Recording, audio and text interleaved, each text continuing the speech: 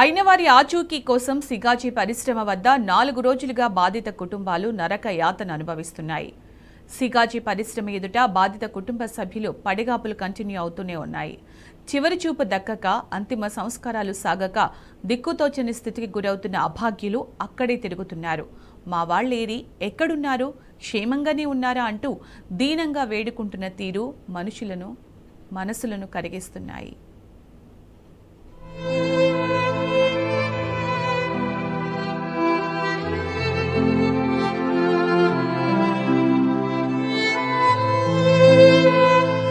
సంగారెడ్డి జిల్లా పాషంమైలారం పారిశ్రామిక వాడలోని సిగాచి ప్రమాద ఘటనలో ఇంకా 10 మంది కార్మికుల జాడ కనిపించడం లేదు.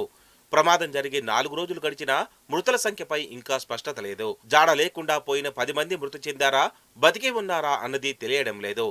దీంతో బాధిత కుటుంబ సభ్యులు సిగాచి పరిశ్రమ ఎదుట తమ వారి గురించి జాడ దొరుకుతుందేమోనని వేచి చూస్తున్నారు. ఒక దశలో బాధిత కుటుంబ సభ్యులు సహనం కోల్పోయి పరిశ్రమ లోపలికి దూసుకెళ్లేందుకు ప్రయత్నించారు. పోలీసులు అడ్డుకోవడంతో స్వల్ప వాగ్వాదం చోటు చేసుకుంది.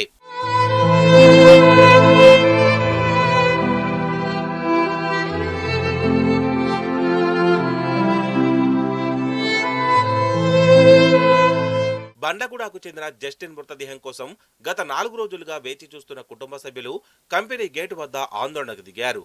జస్టిన్ తండ్రి రామ్దాస్ ప్రభుత్వ తీరుపై తీవ్ర ఆగ్రహం వ్యక్తం చేశారు. తన కొడుకు జాడ చెప్పాలని, లేదంటే మృతదేహమైనా అప్పగించాలంటూ పరిశ్రమ గేటు వద్ద ఉన్న చెట్టుకు తలను బాదుకున్నాడు. దీంతో తలకు తీవ్ర గాయమై రక్తస్రావమైంది. దీంతో వెంటనే పోలీసులు ఆయనకు ప్రథమ చికిత్స అందించి కుటుంబ సభ్యులను శాంతింపజేశారు. జాడ లేకుండా పోయిన 10 మంది ఏమయ్యారనేది తెలియక కుటుంబ సభ్యులు కన్నీరు మున్నీరుగా విలపిస్తున్నారు. ప్రమాదంలో మృతుల సంఖ్య 50 దాటిందని తెలుస్తోంది. అయితే మృతుల సంఖ్యను ఇప్పటికీ అధికారికంగా ప్రకటించడమే లేదు.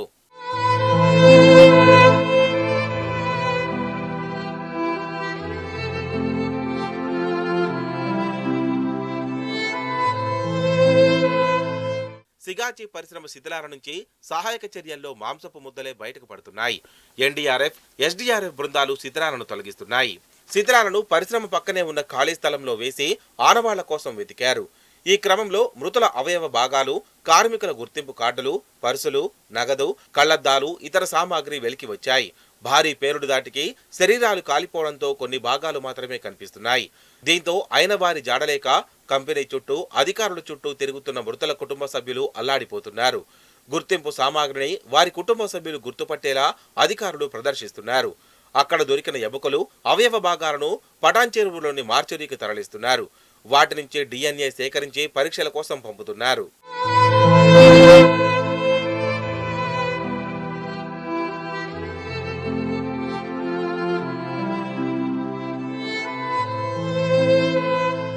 గురువారం DNA పరీక్షల ద్వారా చోటే లాల్కోల్, రమేష్ గౌడ, దిలీప్ గోసాయి, సిద్ధార్థ గౌడ, శ్యామ్ సుందర్, సందీప్ సర్కార్, దీపక్, అజయ్ మండల్, చేతు బత్యా, అతుల్ కుమార్, నాగపాశ్వన్ మృతదేహాలను గుర్తించారు. రాష్ట్ర ప్రభుత్వం ఏర్పాటు చేసిన నిపుణులైన డాక్టర్ల బృందం 3 గంటల పాటు కంపెనీలో తనిఖీలు నిర్వహించారు. ఉత్తరప్రదేశ్, బీహార్, ఒడిశా రాష్ట్రాల అధికారుల బృందాలు పరిశ్రమను పరిశీలించి బాధిత కుటుంబాలకు భరోసా కల్పించారు. పొరుగున ఉన్న ఆంధ్రప్రదేశ్ ప్రభుత్వం మాత్రం తమని పట్టించుకోవడం లేదని శ్రీకాకుళానికి చెందిన బాధితులు ఆవేదన వ్యక్తం చేశారు. ఆంధ్ర ప్రాంత కార్మికులు, సిబ్బందిని ఆదుకునేలా ఇప్పటికైనా చంద్రబాబు, పవన్ కళ్యాణ్ ముందుకు రావాలని కోరారు.